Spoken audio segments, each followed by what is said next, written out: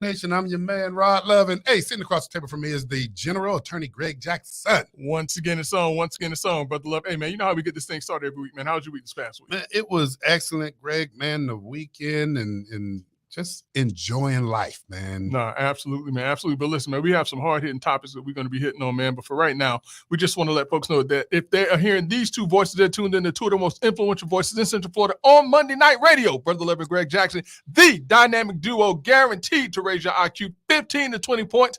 And Brother Love, if anyone wants to be a part of the night's conversation, all they have to do is hit that telephone dial, 407-894-1680. Once again, 407-894-1680 to talk to Brother Love and Greg Jackson, the dynamic duo. And Brother Love, you know what we got to do? We got to let's get it on. Hey, Brother Armando, Greg done took those vitamin pills or he done got a B12 shot because he already amped up to 100. He always ready to give those points out. Hey, but you know what? That is a sign of an excellent attorney. Hey, Greg, by the way, man, how do people get a hold of you working for the law firm of Dan Newland? Hey, Greg, how do people get a hold of you, man, if they need a great attorney? Listen, man, I appreciate that, Brother Love, and you're way too kind. But if anyone wants to reach out to me and, talk about some issues that are taking place, all they have to do is dial 407-564-6604. Again, that's 407-564-6604. And Brother Love, I was sitting in the office today, and I got a call from a nice lady who said, "Hey, I heard about you. I want you to take on my case if you can." And she found me on Google. And she just said that I had, great reviews on Google and all of this other stuff. So apparently I am now Googleable. You're Googleable?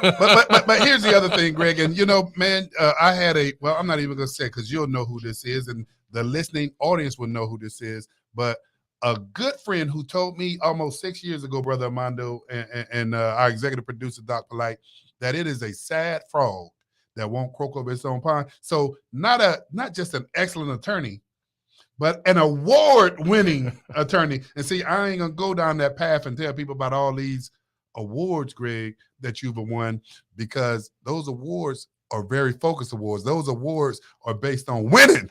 That's what people want to know. I do all right. Hey, okay, all right. Go ahead, Toad.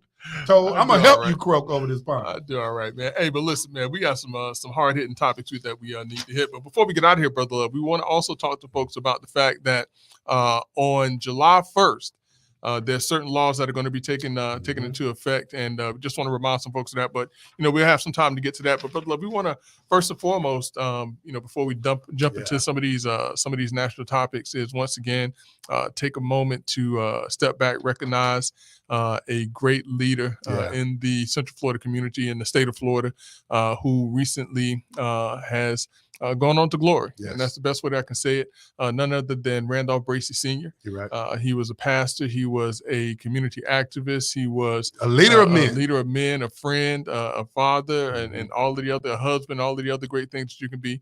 And he's going to be sorely missed. Yeah. You're absolutely correct, Greg. And I mean, an individual that can call upon the community to act, who brought the credibility, the integrity to have folk not just hear what he had to say, but listen to what he had to say. Yeah. And so, you're absolutely correct, man. We have a giant that has left us, but the thing that he has left us, man, is a legacy, a blueprint that we can follow. And as I'm sitting here thinking about it, Brother Love, if I'm mistaken, and one of our good friends can correct me if I am wrong, but I believe that he was one of the pioneers of the AACCC as well. Oh, African American Council of Christian Clergy here in Central Florida, which has been instrumental on pulling pastors together from different churches, different denominations, with a singular voice of getting things done.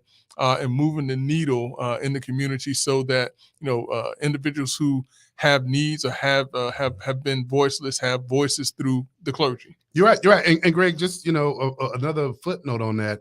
When we look at trailblazers and pioneers, it gives way to two other good friends of ours, and that's the president of the AACCC, Bishop Derek McCray, and also the vice president of the AACCC, and that happens to be Pastor Terrence Gregg. Mm-hmm. Greg, people are listening and they're saying AACCC.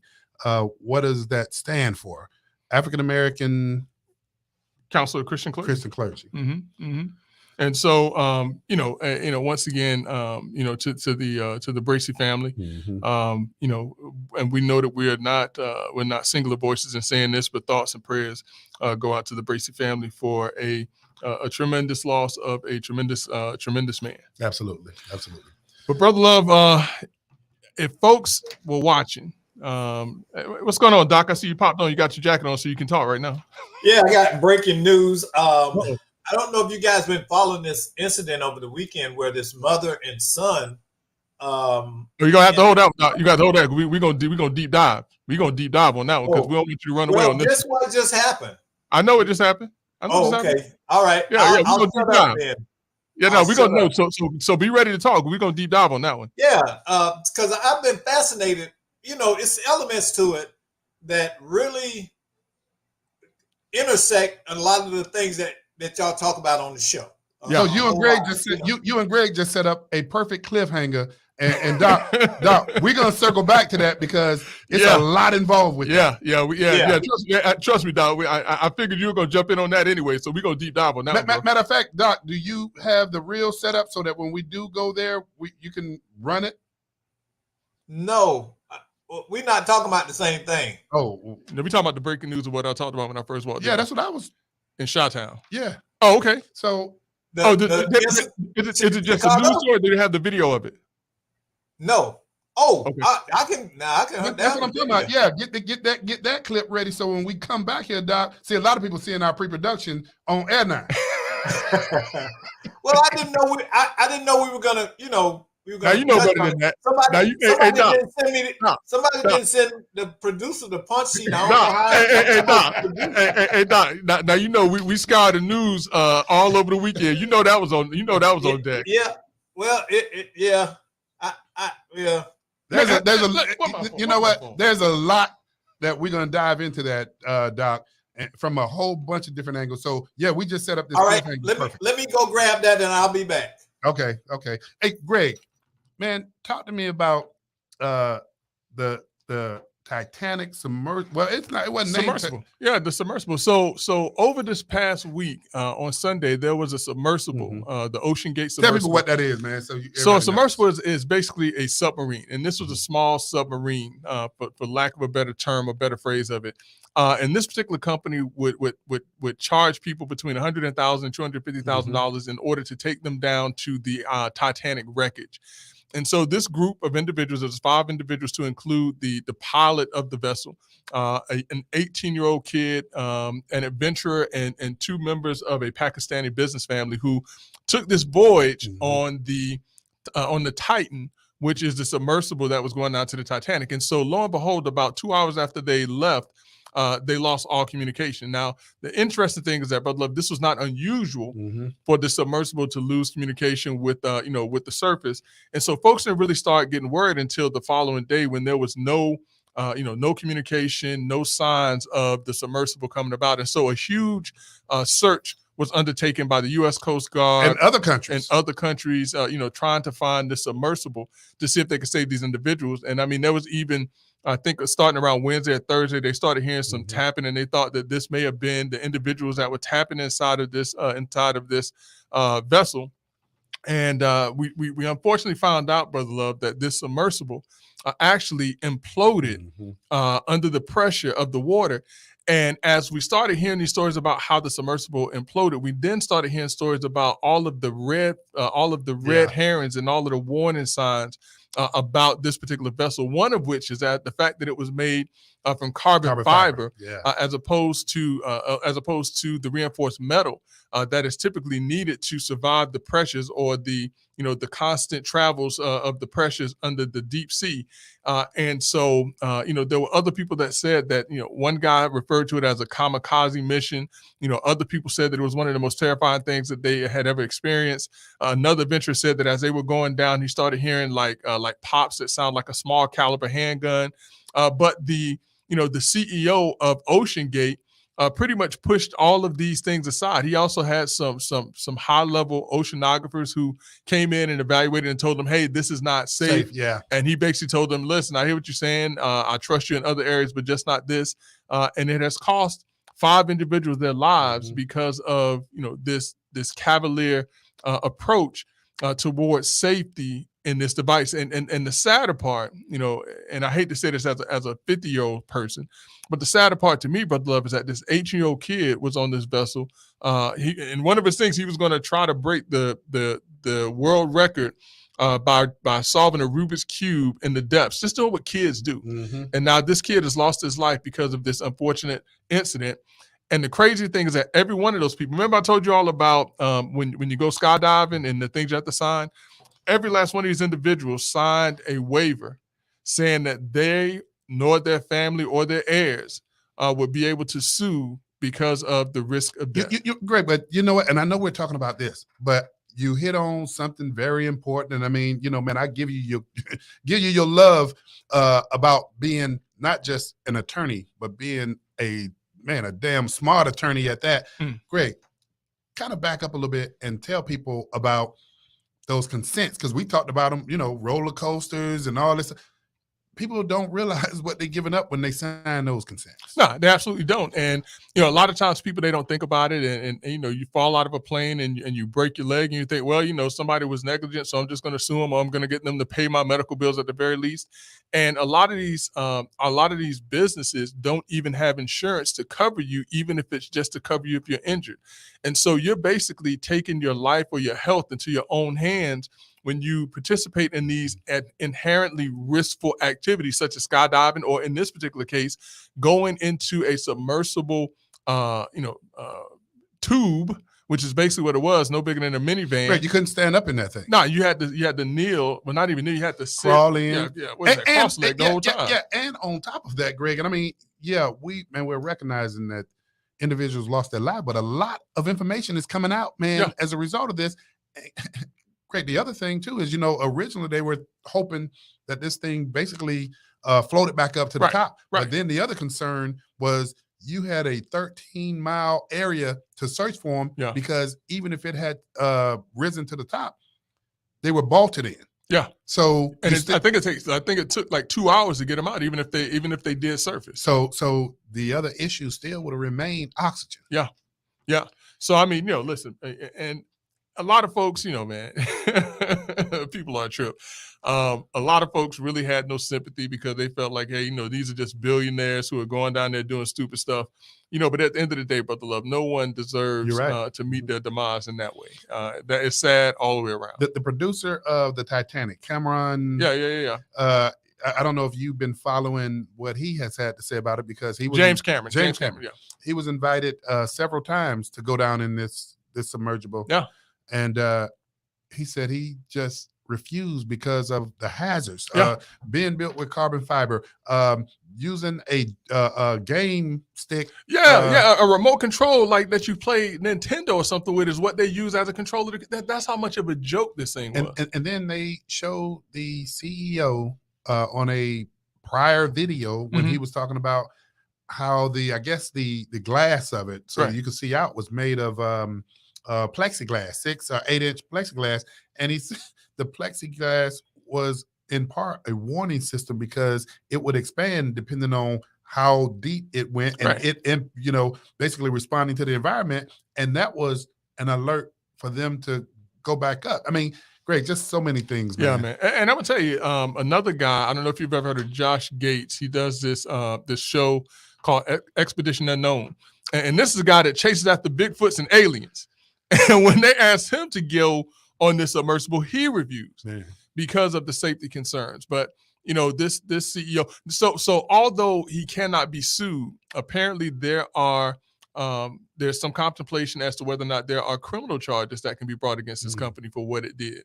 And I think that is going to be a very real possibility that this company is going to be found in some form or fashion criminally liable.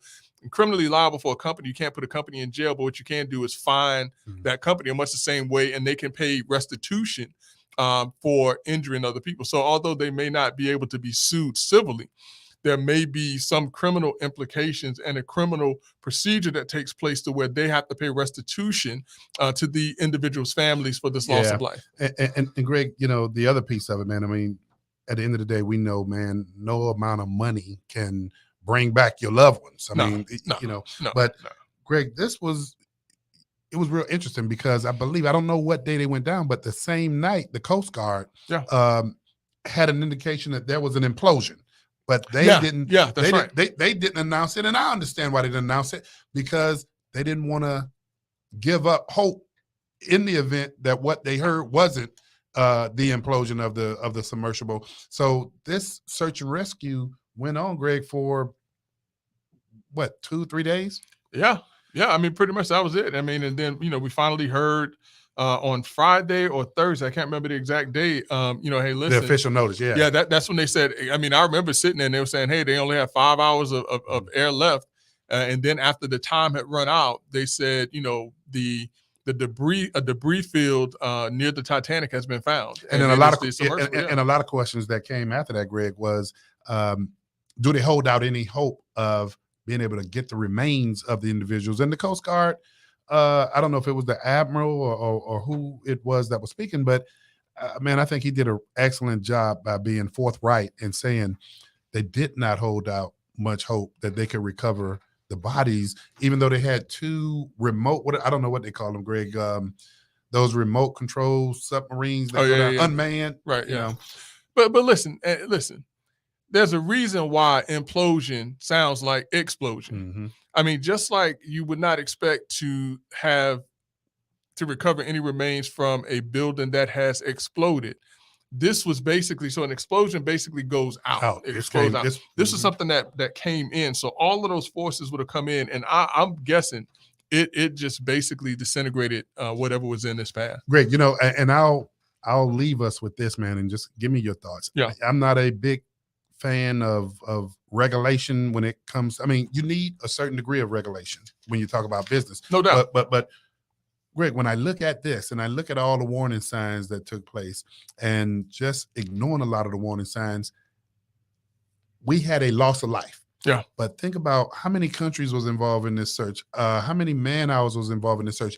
I heard the question on one of the networks asking the United States Coast Guard for a cost impact.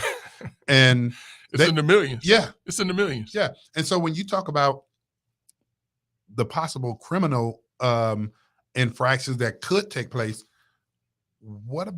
can this company be held liable to those countries that pulled out all the stops and the millions of dollars that they invested in this search and rescue? Possibly, yeah. Possibly. I can't say for certain because, you know, there are admiralty laws and rules and regulations that take a much bigger brain than mine to figure out. But you see where I'm going with that. But I would say, you know, that more than likely there's going to be some maritime litigation or some maritime, administrative proceedings that are taken to determine, how they can recoup some of those costs from this company. You know, we can talk about accidents, but then, man, I mean, you see all of the red flag warning signs. Man, he put these people at risk, man. Yeah. Plain and simple. Plain and simple. It was ridiculous what he did. So, and you know, thoughts and prayers. You know, we normally do this, but let's do it now. Thoughts and prayers go out to those families. You know, it has nothing to do with their socioeconomic position. It has nothing to do with where they're from. It has all to do about this was an unfortunate loss of life, and those individuals did not deserve to die that way. Right. Well, Greg, I'm gonna shift gears on you a little bit, man. Yes, sir. Give me your thoughts about Congressman Adam Schiff and the censorship that took place. Listen, man, for those who have not been keeping track, and remember, Brother Love, there was this whole big thing about Donald Trump and how he had colluded with Russia, and there was this dossier with Donald Trump and nude photos of Donald Trump with prostitutes in a hotel and all these other things. And the dossier ended up being a false dossier. The problem was apparently there was some tie to Hillary Clinton paying for the dossier, but also there was some efforts by a congressman to get this dossier and efforts by this congressman to get this dossier in order to use it against a presidential candidate who in that form was then sitting president Donald Trump. Mm-hmm. So the Congress, the Republican-led House just this past week, and they attempted to do it a week or so ago, but they had set a penalty or a sanction to it. I think like a $14 million or $35 million sanction to it for the cost to the American people for doing this investigation. But just this past week, after Durham had come forward, and Durham is a respected prosecutor who is a special counsel to investigate whether or not the Russia hoax for Donald Trump was something that And he was appointed purposeful. during the President Donald Trump administration. Yeah. Okay. And so what he basically came back and said is that there was no indication that the investigation should have been sued. He also indicated that the FISA warrant that was issued should not have been issued, and that it was falsified. And even the FBI agents who submitted it said that they had not provided accurate information. I don't understand why nothing has happened to them. And so based on this false information, based on using this information and wanting to pay information that would go after a political candidate, the U.S. House of Representatives censured Adam Schiff. Now, the significance of this, Brother Love, is this, and this is where the IQs go up. Mhm. The significance of this is that censure is basically, it's not removing a member from the House or from Congress, but what it does is it is basically an admonition to that congressperson for doing something that is unbecoming a congressman or a congresswoman. And in the history, Brother Love, in the past 40 years, only 4 representatives have been censured. Greg, so help the audience out, because we're going to raise some IQs. Yeah. The difference between being censored and being admonished. But basically, it's one and the same. Okay. So censure and admonished are one and the same. Censure and removal, there's a difference in that. So censure basically means that you're admonished, you're condemned for something that Being you did as a reprimanded. congressperson, reprimanded. Okay. Yeah, that's an excellent word. And so it is not removal, but it is embarrassing. Mhm. And it has an effect on the individual who has been censured, because it's basically saying that you have lost the respect of at least over half of the individuals who sit with you in Congress.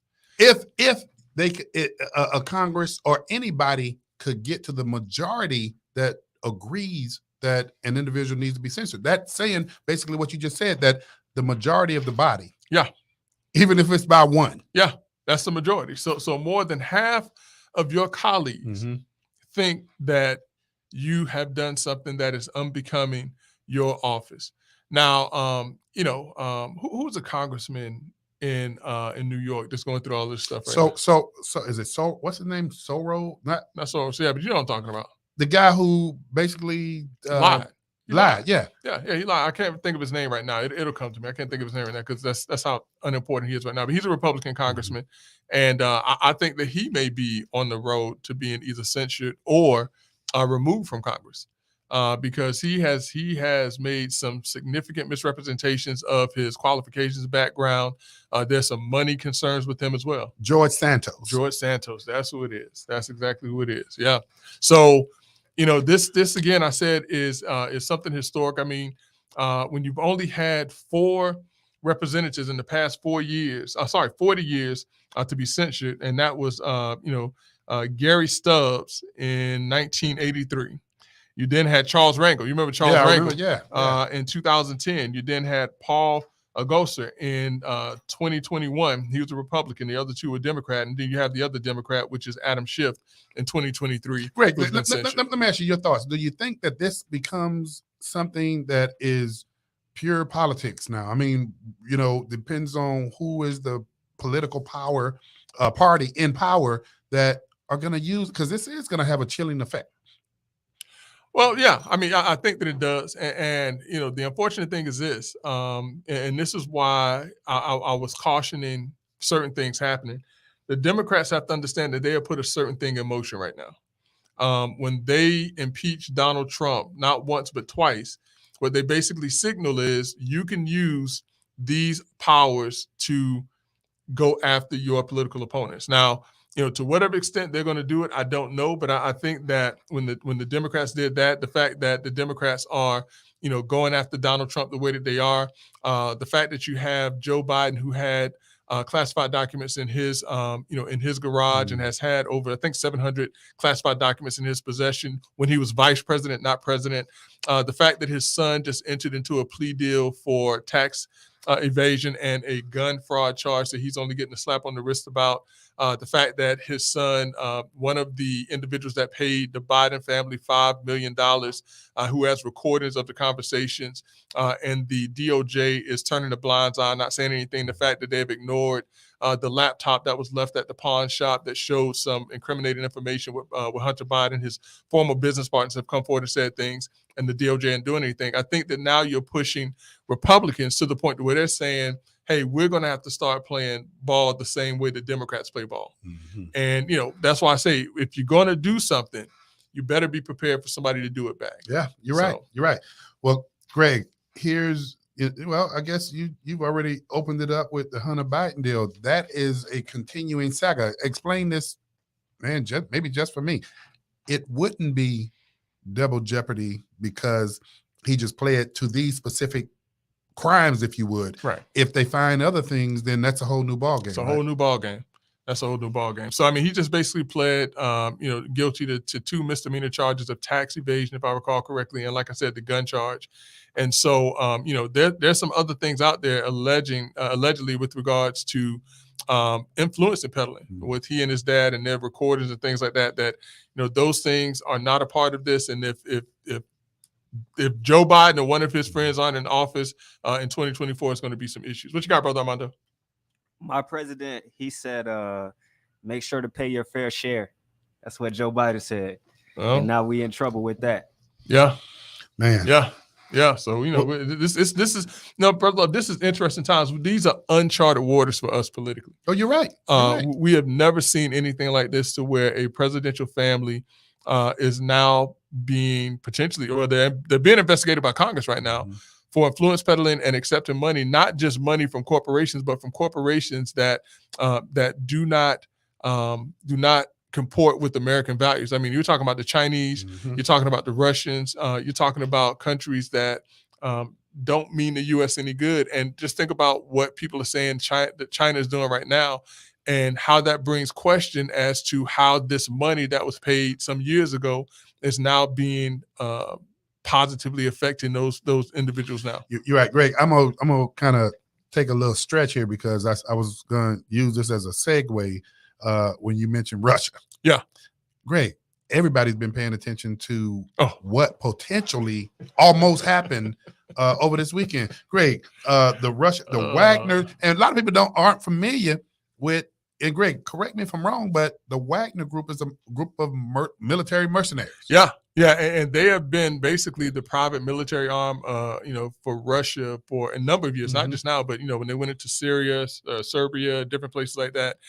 And so, there have been reports that the Ukrainians are kicking butt and taking names. Greg, and we're talking about, when we say a group of mercenaries, we ain't talking about 100. We're talking about 35,000. Yeah, 35,000 strong, well armed, well trained. But here's the thing, though, Brother Love, they're mercenaries, though. The difference between a mercenary and a soldier from that country is that soldier has something that they're fighting for. They're fighting for country, they're fighting for family, they're fighting for the future of that country. Mercenaries, they're just fighting for money. And if, let the next highest bidder come, and that mercenary might turn on you in a heartbeat. So on that note, when you say let the next highest bidder come, do you think that had anything to do with, what is his name, man? Parik? I can't pronounce it. I know Doc was familiar with the name, but and Greg, was this guy an oligarch before? Because now a lot's coming out that all of his different business interests in Africa and other countries, but when you talk about mercenaries being for hire, it's not about honoring country or anything to that extent. No. Do you think that had anything to do with their leader turning around? And I know the story was that he felt that Russia bombed his own squad and killed quite a few of his members by accident. And so he decided that he was going to march a column. And Greg, you got military experience. Tell people what a column is. He was marching 2 or 3 columns to Moscow. So now, listen, and columns may be different for us, but I know we have brigades. Hey, Doc, a column, is it the same as a brigade in Russian standards? A column is a movement of either troops or tanks. But no, I'm saying, but remember, how you have regiments, brigades. companies, platoons? A column is usually made up of a company. Okay, there we go then. There we go. So yeah, so I mean, yeah, you're talking about a lot of folks. Movement, but it's Yeah. more. So with that, you're talking about like a couple thousand folks then. Yeah. Hey, Well, military. He got 8,000 troops right outside 120 miles from Moscow, and he stopped. And I don't know, but it shows that number one, Putin is weakened, extremely weakened. Because nobody would have thought about that with a there's nobody internally minding the hen house. Yeah, you got all your troops. We talk about columns. We Google real fast, and a military column is a formation of soldiers marching together in one or more files in which that file is significantly longer than the width of ranks in the formation. What? Well, no, that's kind of. That's just an explanation. It's not telling you the number. It's not real. It's because it has the word in military jargon has multiple use. So like the question is, this guy. A flight of parachuters is called a stick. When they jump out of a plane, it's called a stick. That group that comes out. A column is when you're on foot. Yes, that's a marching column. Did you see how they were being celebrated as they marched through the different towns? Yeah, and that's the thing that should have the Russian government more afraid than anything else, is that the people on the ground were happy to see that there was a group that was going to challenge Putin. And when the Russian army showed up in those same towns and cities, their greeting was not even close to it. They got harassed. Yeah. Well, we're going to see some interesting things over the next 6 months happen in Russia. Yeah. And then I think he got what is it? Exiled to Belarus. To Belarus, yeah. Prigozhin. His name is Prigozhin. Yeah. But listen, Doc, before we get to the story, the breaking news story, man, what do you think about this 9-year-old getting an NIL deal? A 6-figure. Hey, a 6-figure NIL deal. Have you seen the video of this kid? No, I haven't seen. I just saw the headline this morning. Basketball, football. Right. What else, Greg? But that's all I know. But he got this recognition because Snoop Dogg. He's a part of Snoop Dogg's Little League football. So I think we're right back to the elementary, middle school becoming farm systems. Because now I don't have to get my kid into college. I can get him paid before he gets there. So what am I going to do? I'm going to train him or try to get him in with the right coach or the right traveling team and all of these things that are secondary to that child receiving a life education at the behest of parents. You ever been around those kind of parents? Yeah. What do you call them? Helicopter parents at the sporting events? Listen, one of those parents in particular, there used to be this tennis duo here in the state of Florida. It was the Black sisters. It was Hurricane Black and Tornado Alley Black. And they were the next coming of Sabrina and Serena Williams. And when my daughter used to play competitive tennis when she was younger, I actually met their mom and ran into her. And they were working to get them on the professional circuit, which Hurricane Alley made. Hurricane Alley made it to the professional circuit, but she's burnt out. By the time she was 17 years old, she was burnt out. I get it. And boy, here's where we're gonna have an interesting conversation because I tell you, when I got my scholarship from playing football, my objective was to go to college so that I can improve my life. That when I did have a family, that I could provide for my family. So I guess the question that I'm battling with, and Greg, I sent this text to you when you sent me that story. I said I'm excited, but it does send a mixed message. But the other part of this that I gotta just go out here and just ask both of y'all, this is presenting communities and young people with opportunities that they never would have been afforded. I hear what you're saying about the life experience of going to college or developing and things of the nature, but NIL, this is a 9-year-old. NIL is also changing the lives of those young folk who are going to college. A lot of these folk who don't make it to the NFL, if they manage this money right. But listen, this is what I think it is. And Doc, chime in on this right here. Okay. I think this is exploitation. What in the world has a 9-year-old kid done There you go. to deserve more money on an NIL deal than what most adults will make in a lifetime? Think about this, Rod. Hey, but we each told our kids life ain't fair. Now, come on now. Listen, Come on. but listen, I'm gonna fight y'all tonight. We both, yeah, Greg, and I agree with you, but God dog it, life ain't fair. But listen, I'm not about to say, tell me what a 9-year-old has done to get that type of money. Greg, isn't there a law? No. Hey, I'm going to our barrister I right want now. to hear what has a 9-year-old done to get this type of money, and to me that tells me this is exploitation. Hey, absolutely nothing. Number one, because you said it earlier. Okay. The fact that you look at the fact that Snoop Dogg, this is Snoop Dogg's league, but his dad coaches in this league. The person who is over this league has some kind of connection to Snoop. Greg, man, we tell young people all the time, particularly our kids, networking is the new currency. And that's what this father has apparently done. And man, I don't knock Snoop Dogg or that organization. Man, look at Deion Sanders with Barstool. Barstool is his management marketing company. Mm-hmm. Look at what he's doing for those young guys that are coming to play for him at Colorado, and the ones that played for him at Jackson State. P. Diddy just fulfilled his promise to Jackson State and gave him $1 million. But listen, I agree with Greg. It's pure exploitation. Remember, I'm going to give you 2 examples, okay? Jason Weaver and Gary Cole. You know who Jason Weaver is? I don't know who Weaver is, but I know who. Okay, Gary Coleman's parents used all of his money, and once he became an adult, he was broke. And that kind of made him kind of spiral out. He thought he had all this money. Okay. So your point of exploitation is made in that example, but give me the example of those parents. Okay, I'm gonna tell you that. You cut me off. So now on the other hand, you have Jason Weaver's mother. Jason Weaver. I know Jason Weaver. Yeah. For who? Who is Jason Weaver? He's an actor. He's a young black actor. He did the voice of Simba.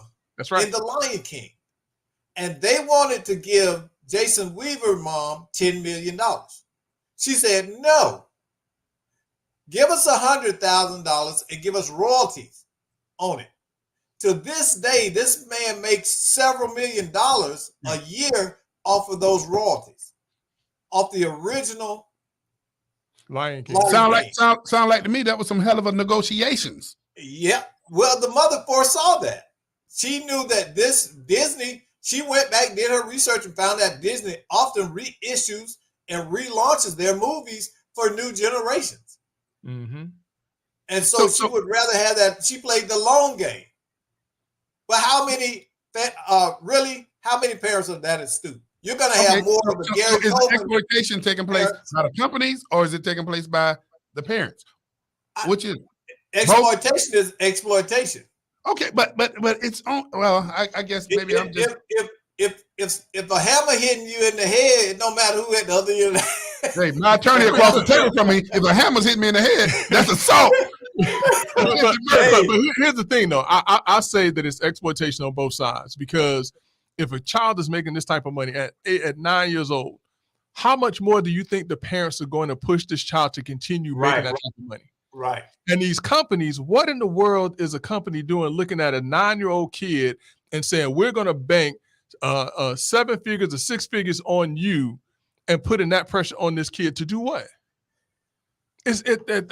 Listen, congratulations to the young man. I saw him play. He looks just like a really, really good 8-year-old football player playing. It ain't like he wasn't getting tackled. It ain't like he wasn't dropping balls every now and again. He's just a really, really good kid at 8 years old. But where is he going to be at age 12, 14, 16, 18, when people are getting bigger, faster, stronger, just like he is? And you're right. But I also, and Greg, help me with this, because I know you know, and we saw this maybe a few months ago, where I believe it was out in California, where there's a law for children actors, and that the salary that they get. Oh, and what's the name, son? Not P. Diddy. Master P. Yeah. Son, Lil Bow Wow. No, it is his son. No, Romeo. Lil Romeo. Yeah, I'm wrong one. Wrong one. But Lil Romeo talked about the fact that his parents couldn't touch his money when he was coming up because of the law and the fact that he only got, I believe it was like 10% of his earnings that he could use for his living accommodations. And so he said when he turned, I don't know what it was, 21 or 25, then he was able to get access to his money. He's in a better situation, should be much more mature. And I think that law impacts and addresses exploitation, but is that law around? Yeah, I mean, in the state of Florida, in the state of Florida, the parents, if it's a certain amount of money, you may even have to go through a guardian ad litem to make sure that the parent. But here's the part where that the money doesn't, the part that the law really doesn't touch, though, Brother Love. It's the part where the parents are putting the pressure on this child to continue to produce. And because I've seen these stories about Lil Romeo. Look how miserable he is now. With all of this money, look how miserable he. I mean, what was it like 6-7 months ago? He was on there blasting his dad. Yeah. He was upset with his father, but he had benefited from the lifestyle. He has his own money, and he's still unhappy. Man, I don't know where I heard the quote from, Greg, but I heard the quote somewhere where this guy say life can be miserable, but it helps when you got a little change. Look at Britney Spears. Yeah. Classic case. Amanda Bynes. Yeah. So stage mothering is a real thing. Yeah. And I mean, look at these little beauty queens. Yeah. Right. You know. Right. But listen, I had an uncle that said, and this guy, this is something I'm gonna give y'all this jewel for free. I'm gonna give y'all this one for free. All right, Let's Talk Nation. I want y'all to listen close. Get real close to the radios. Let's Talk Nation, because I'm gonna give y'all this for free. I had an uncle that said when my cousin was talking about the guy she was meeting, and she said she met this guy who was pretty well, and she was like, but he's ignorant. And he said, would you rather have a man that says, I is rich or I am poor? Hey, I is rich or I am poor. Hey, I know which one. That's a real perspective. Listen, I'm dropping a gem on Let's Talk Nation tonight. Hey, man. Greg, thank you. Are y'all gonna talk about Elvis? Elvis Presley? I ain't gonna bring it up, man. No, because we got something else to talk about now. Yeah. We got to talk on that topic. topic. We got to talk now. Hey, Doc, we are there. So, Greg, go ahead and cue this thing up about the 14-year-old. So, listen, man, in Chicago this past weekend, there was an incident that occurred. And if you all have not seen the video, I mean, it was hard for me to watch. Video. Yeah, let's get ready. Let's go ahead and cue that one up, Doc. Let's do it and do it. I don't even want to talk about it. Let's cue it up. Get your food! Who? Get in the car? Who? Nay. Get your food! Get your food! If you say one more thing, I'm gonna knock you out. Oh my grandma, say one more thing, I'm gonna knock you out. Say one more thing, I'm gonna knock you out. Oh, yeah.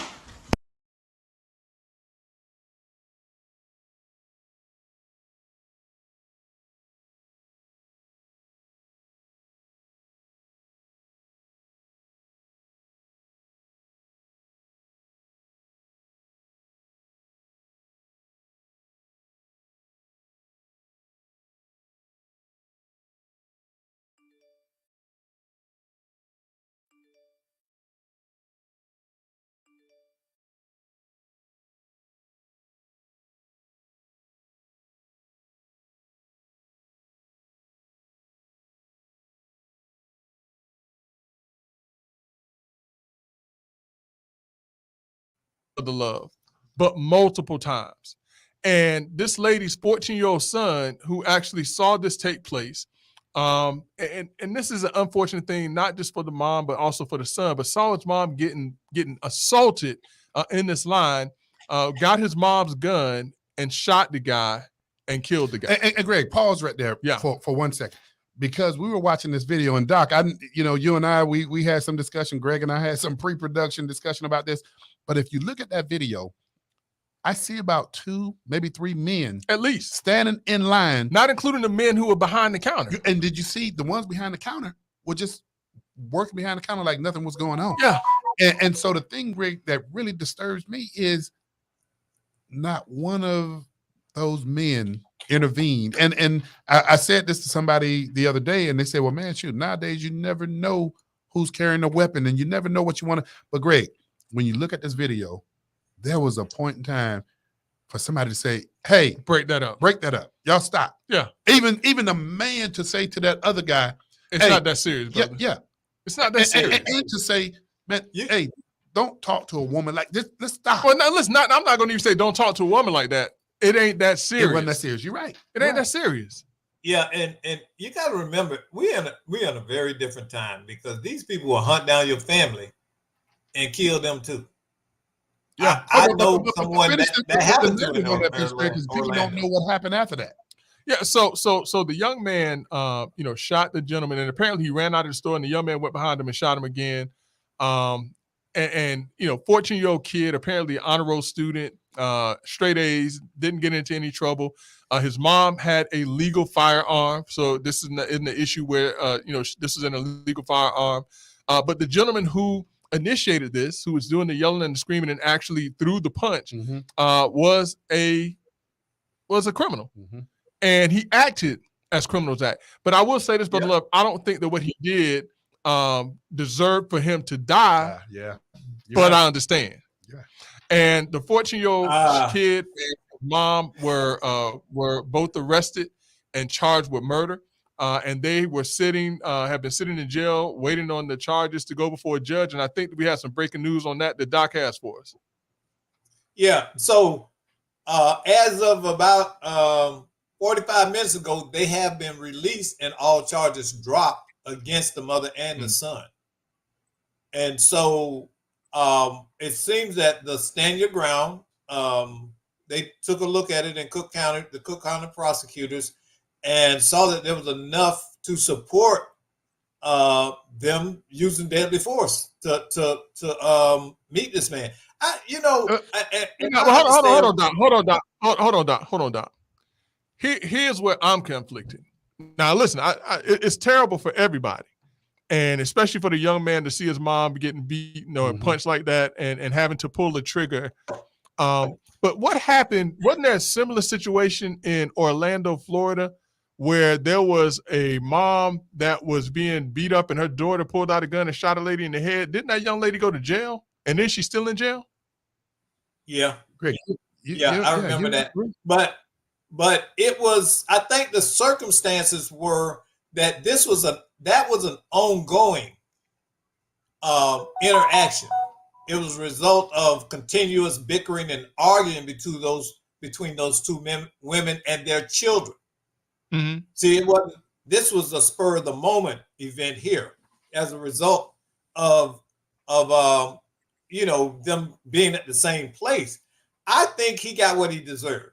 I honestly want to frame it that way. For me, that's my point of view about it, because we have a obligation as a society to monitor and self-control ourselves in interactions with other people. And some people are just incapable of that, and they feel that they should be allowed to do and act in any manner. That person must kill that woman. Yeah, no, you're right about that. Yeah, I mean, because how many times have you heard about somebody getting killed by a punch? But when you make that stance, though, are we saying that now anytime someone gets into a fight that they deserve to die? No, we're not saying that. It was. The response was appropriate to what was happening.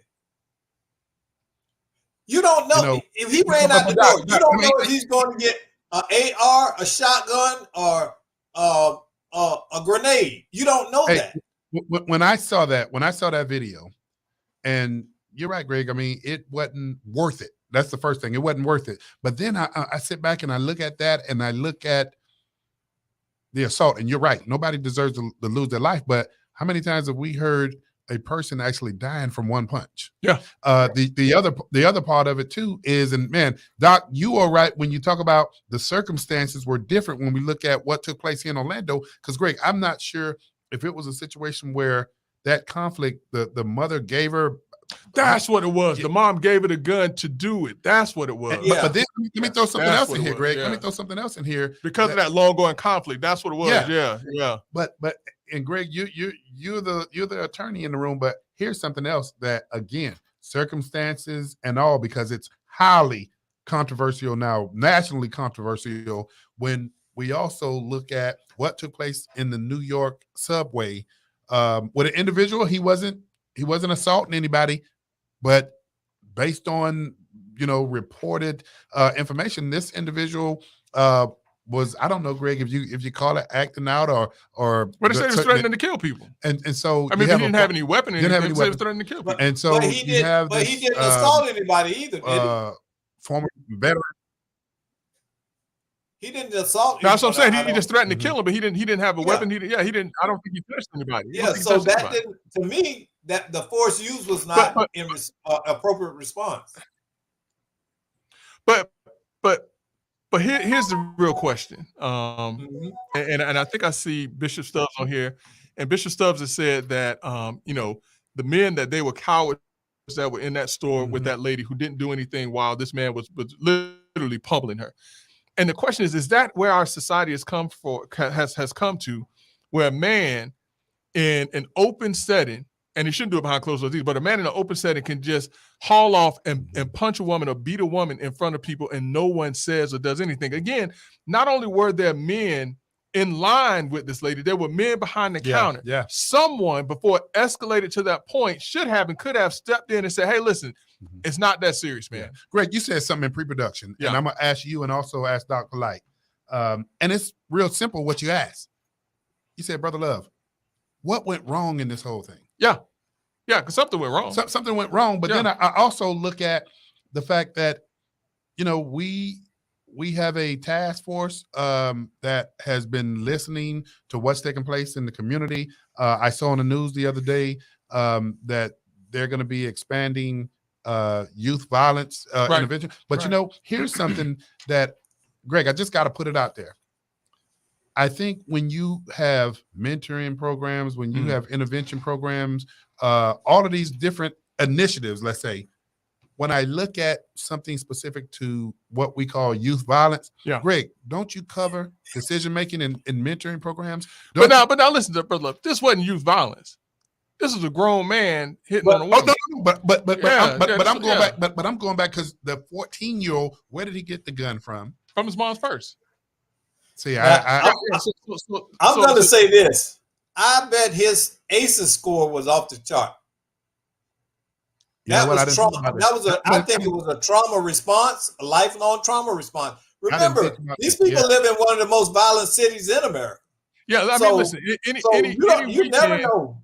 You any kinda weekend in gotta- Chicago, you're going to hear about gun violence and murders in the city of Chicago. But Doc Yeah. talking about ACE scores. But Greg, to your point, when you talk about the level of violence that you see in Yeah. the community on a regular basis, Yeah. think about the undiagnosed post-traumatic stress disorders. Listen, I've been Especially by saying young this. people. I've been saying this, and we've been saying this for 6 years now. For individuals who live in high crime areas, those individuals are either susceptible to or have exhibited signs of post-traumatic disorder. And when that garbage news station Mm. that we did an interview in front of said that was not true, and they brought on some rookie psychologist who came in and said that there are no signs of post-traumatic disorder in individuals who live in high crime areas, and I knew that was garbage in, and they refused to retract the story. And- This is and a it's very simple. real thing. Hold on, Post-traumatic Greg. stress disorder is a very real thing. And Greg, you break it down. Let me give you the clear definition so we can trash the trash station. Yeah, Post-traumatic stress disorder is a real disorder that develops when a person experiences or witnesses a scary, shocking, terrifying, or dangerous event. These Yep. stressful or traumatic events usually involve a situation where someone's life has been threatened or severe injury has occurred. So it's very real in those communities. And right. You Doc, had a run for your life. Doc, let me tell you. And now, what? That was 5 years ago, Greg. That it's about that 5 took years place? ago. Yeah. Hey, Greg is never gonna let that go. So we need No, to I'm go. not gonna let Hey, it we go. need to find that real. I'm But not Greg, gonna let it Greg, go. something that you forgot too. What's that? That when they did that report, the person who had just got they hadn't even had their license a year. They had that. That was the expert. That was on the expert that they brought on to Yeah. the news station to channel what say. But here's the other thing too, because they were so short-sighted and feeble-minded that they only thought that post-traumatic stress disorder applied to veterans who Yeah. have been in military situations and in war situations. Do they not understand that when these young people, these kids, these young adults, these older adults in these communities are seeing drive-by shootings, are seeing dead bodies, are seeing all types of brutality taking place in their communities, that's the type of stress that they're seeing on a daily basis that most soldiers don't see in a lifetime of service sometimes. Greg, Doc, here's something. I mean, we talk about raising people's IQs. I'm not going to mention a good friend to the show. I'm not going to mention their name, what judicial circuit they work out of, but they see cases on a regular basis of young people. And the one thing that they said to me a few months ago was, Rod, I'm constantly seeing the same young people that are coming before me. And the one thing that they did to shine a light on this, Greg, is they asked this one young person that came back before the bench, and they said, man, you're here again. What can I do to help you make better decisions? And you know what this young person said to him? What's that? Yeah, I'm under supervision, but I'm hungry. There's no food in the house. Wow. And this judge said, Wow. Rod, if the programs that you're administering and all these other programmers, if you do anything, look at meeting the fundamental needs of these young people. And when I said, Judge, break that down for me, he says, Rod, it doesn't take you far to go to Maslow hierarchy of needs. He said, shelter, food. And Doc, I'm gonna pass it to you. Hey, listen. So I apologize. So I went live on my IG page, but I went live on my photography page. Not my photography folks seeing me on this acting foolish. Let me turn this off. Y'all not supposed to see me in this setting. Let me go, man. Hey, good photographer. Doc, So- Doc, so- we got 3 minutes. Can you So touch the on that? basic of Maslow is psychological needs, safety and security. Number 2, love and belonging, self-esteem and self-actualization, meaning making you who you want to be. Many of the trauma people that we see are stuck in that psychological need, that just the basic needs of being safe, not exposed to the elements, being nurtured, and getting food, and being able to be clean.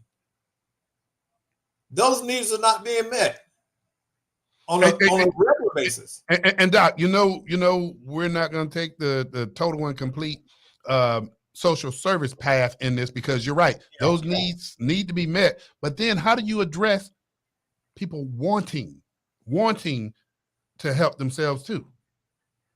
Well, I think, again, you have community partners who are out there. I mean, real community partners who have programs that show the evidence-based outcomes and that are measurable and accurate. And Well, you're talking about CBAS now. yeah, so when you have that and you know what works and you follow that model, you can absolutely ensure the community that the steps being taken is changing the life of those You're right. clients that You're right. those organizations are serving. Hey, you're right, Mr. General. You see, you got better eyes than me, man. What is Bishop Stubbs? No, Bishop Stubbs was pointing out that here in Orlando there were 5 shootings just in Orlando this past weekend. One of which was a murder suicide over off of Pine Hills Road. Man, People are hurting, man. People are hurting, and it's evident not just in what we see at the gas pumps. It's evident in how we see people treating each other, treating themselves. And for someone to kill someone and then kill themselves, we're seeing too much of that. you're right. You're right. And this is an indication that there's some deep-rooted issues that are taking place that need to be touched and addressed on, man. Well, Brother Jackson, man, I tell you, you took us right up to the doggone end of the show.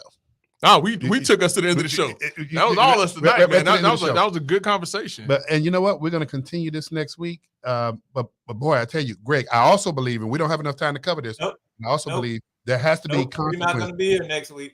Oh, that's right. Thanks, Doc. We taking, because next week is July the 3rd. Yeah. So we let everybody know you're going to be hearing a rerun of Let's Talk Nation. And let's do the one where I call the mayor a liar. hey, see how Greg try to get us in trouble before we leave. But yeah, Greg, man. And not the current mayor. It was the old mayor. It was the old mayor. Greg, you realize we've been on the air since 2018? 2017. 2017. Yeah, man. 6 years. About 6 years. Now. Woo! Well, hey, Brother Jackson, I want you to enjoy your 4th of July. Hey, you do the same, brother. You do not have to go home. But you got to get out of here. Hey, until not next week, but the week after, come on, join Let's Talk Nation. We'll see you then.